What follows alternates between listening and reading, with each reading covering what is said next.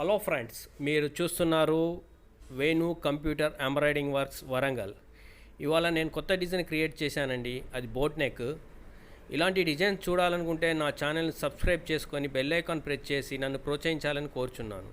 మీరు మొదటిసారి చూస్తుంటే నా ఛానల్ సబ్స్క్రైబ్ చేసుకోండి, బెల్ ఐకాన్ ప్రెస్ చేయండి. నా నోటిఫికేషన్ ముందుగా మీరే చూడండి.